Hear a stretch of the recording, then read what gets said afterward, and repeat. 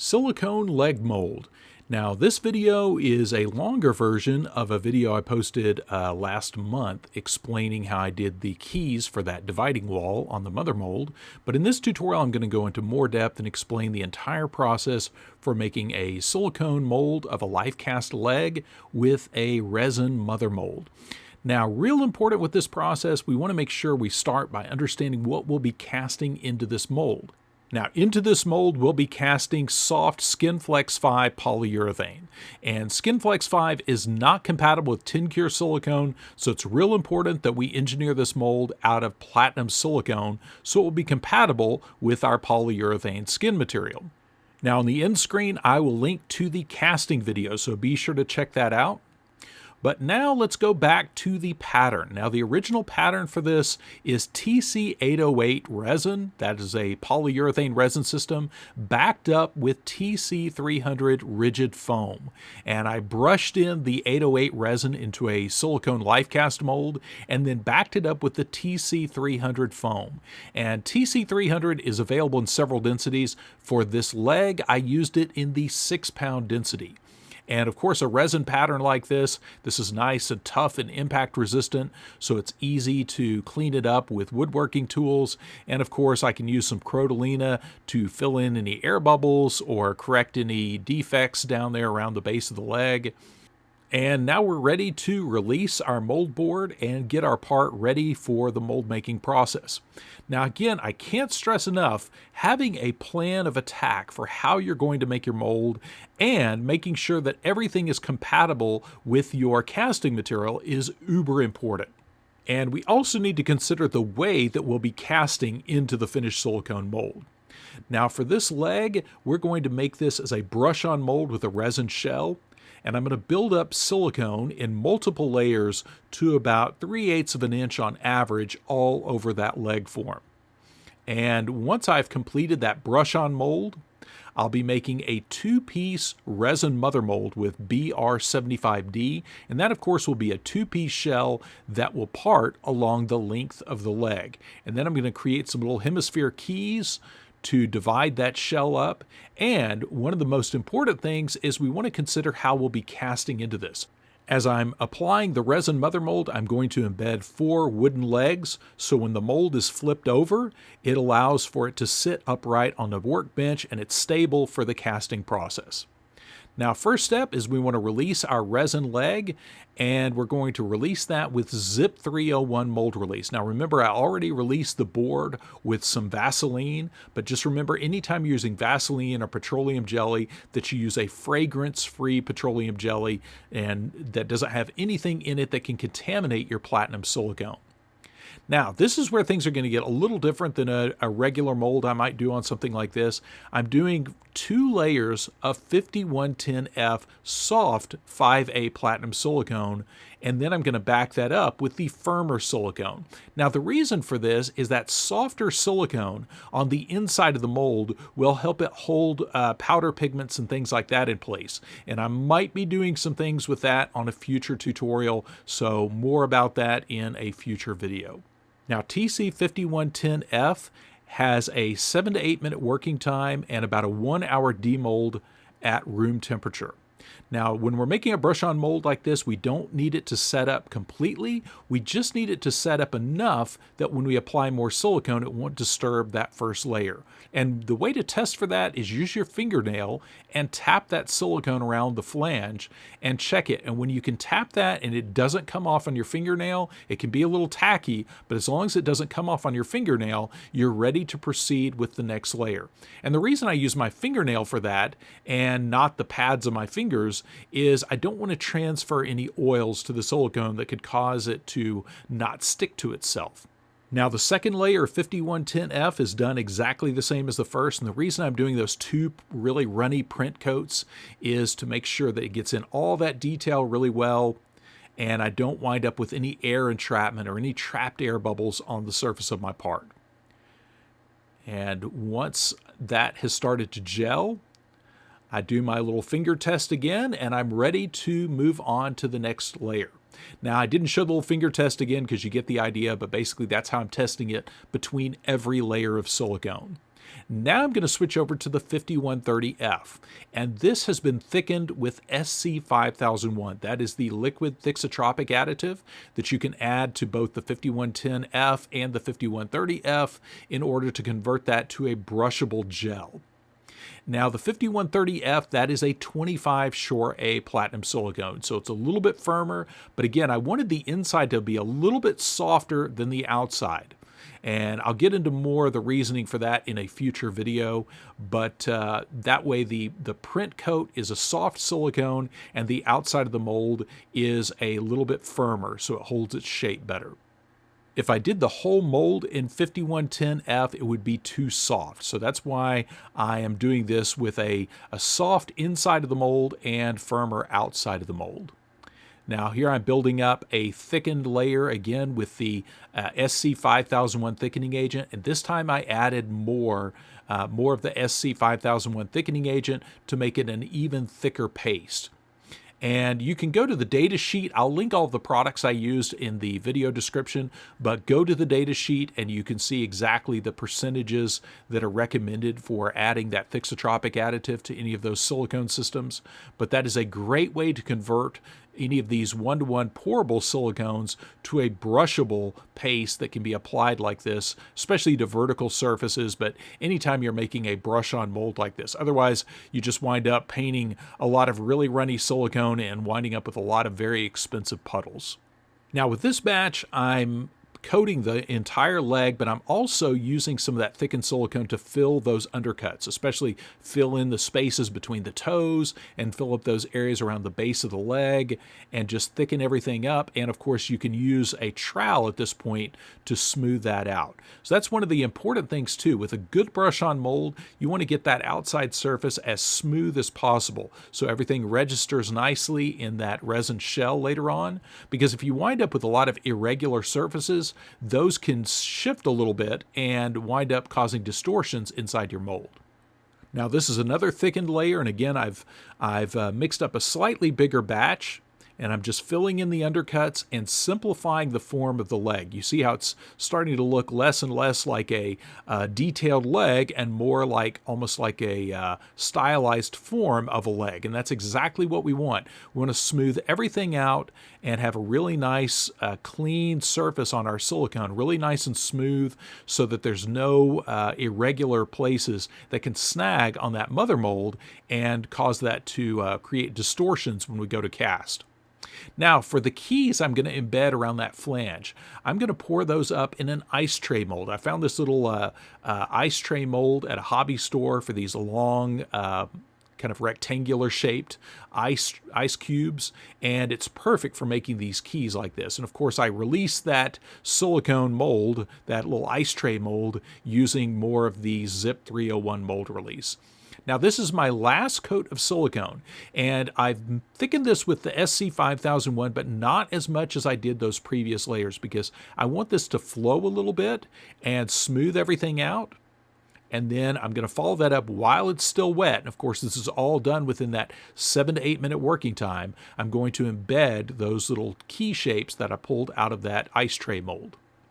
And if you need those to stay on a vertical surface, sometimes I'll use quilting pins to hold those in place. But here, since they're just going to be sitting on that flange, there's no need to do that. And I don't put keys on the actual leg shape because keys in that area, if they get out of alignment or there's any debris in the casting process gets into that recessed area where that key goes, that can create distortions. So I really prefer to not put key shapes on my actual part if I can avoid it. And now what I'm doing is building a splitter board with foam core board and packing tape. And I'm using this slick foam core board that has kind of a gloss coating, and that ensures that it doesn't absorb the resin as I'm applying it. But I'm just using packing tape to secure everything in place. And then I'm also using some Protolina clay. That's a Van Aken sulfur-free clay. I'm using that in the gaps to fill those little gap areas. And now once again I'm going to pour up some key shapes. This time I'm going to create some little hemisphere shaped keys using a food or ice mold that I found at a hobby store. And again, this mold has been released with Zip 301 because these are silicone molds. So real important that you release them with Zip 301 so that the 5130F does not bond to it, because if you forget that step, it will definitely try to bond. So silicone to silicone is always a recipe for bonding. Now, as I mentioned earlier, this has a 7 to 8 minute working time and about a 1 hour demold, but I'm actually going to demold these little hemisphere keys a little bit early. And the reasoning for that is I want them to be a little bit sticky, and I'm going to use that to help hold them in place on that parting line, on that splitter board that I've created. Now, you can reuse these key shapes, and if you don't want to do the trick I'm doing here where I demold these while they're still a little tacky, you can always mix up a small batch of silicone or even use some silicone sealant to stick those in place on that splitter board. So there's a variety of ways you can do that, but the main thing there is just we want some hemisphere-shaped keys that don't have any undercuts that will give us a good registration between the two halves of our resin mother mold. Now for the resin mother mold, remember this is a very adhesive plastic we're going to be using on this. This is going to be the BR75D, and that is a polyurethane material. So we're going to put a layer of paste wax. This is part all paste wax that I'm applying all over that foam core splitter board. And once I've applied that paste wax over everything, I'm going to follow that up with some E236 spray release. And I'm not using the Zip 301 because that is intended for silicone and it's not near as potent when we're working with a polyurethane, especially rigid polyurethane formulas. The E236 is really good for separating polyurethane from polyurethane and a lot of other surfaces. But because I want to make sure, absolute sure, that BR75D doesn't stick to that splitter board, that's why I did that wax layer first. Now, BR75D is a self-thickening resin that works great for making mother molds and brushed-in casts, and this mixes 1-to-1 by weight. Now, typically what I do is I usually dispense my A first, and then tare my scale, and then pour in my B. And that just makes this a lot easier to mix up later on because that lower viscosity part A is at the bottom of the bucket, so it just makes everything a lot easier to mix up later. Now, BR75D has about a 10 to 12 minute working time at room temperature and a 2 to 3 hour demold. And remember that that is also based on the cross section of the part. So if you're using it really thick, it's probably going to cure a little bit faster.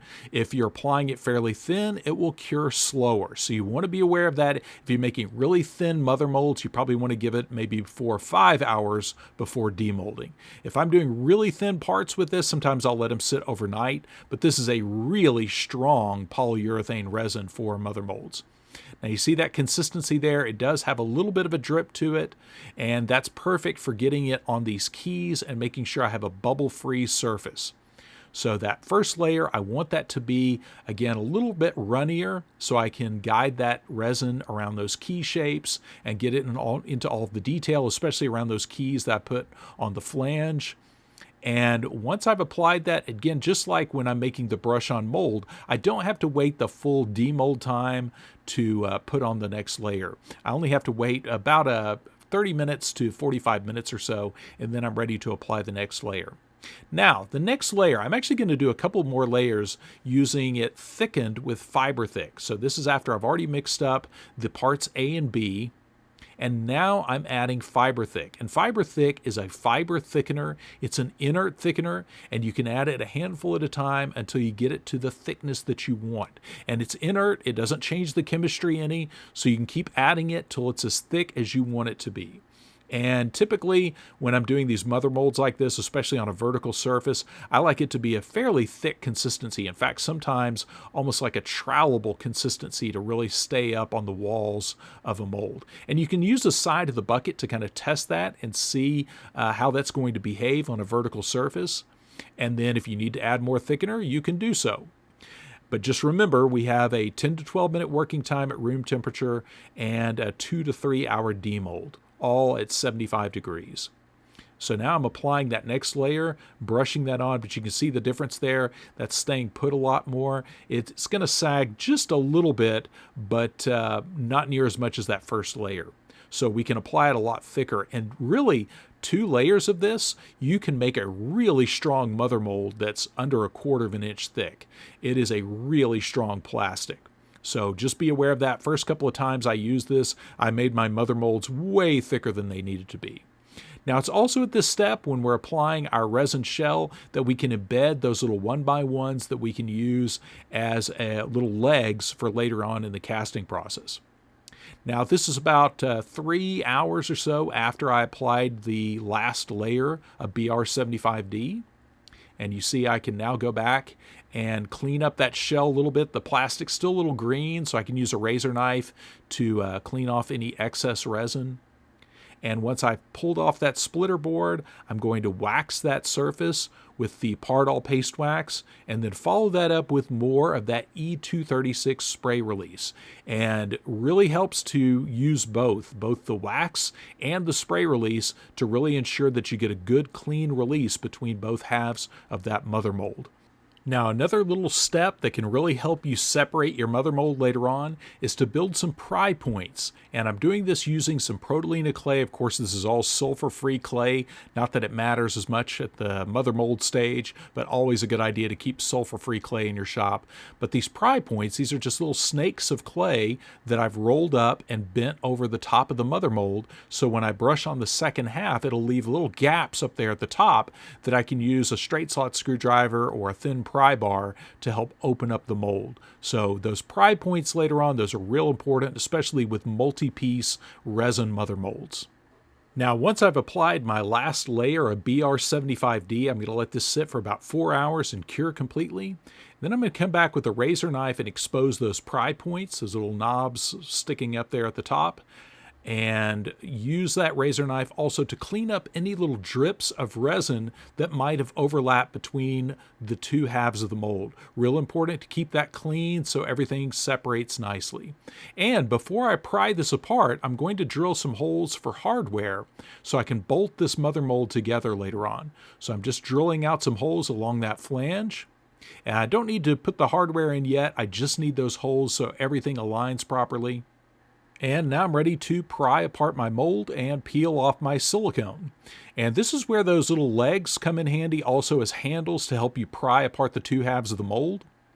And again, you don't need to make that shell too thick. Really, 1/4 of an inch is more than enough to have a really strong mother mold, even for a fairly large mold like this. And then I'll usually clean up that edge, that rough edge down there at the bottom with a wood rasp. And now ready to peel off our silicone mold and check the inside. Now, as usual, I'll put all of the product links in the video description, so be sure to check those out.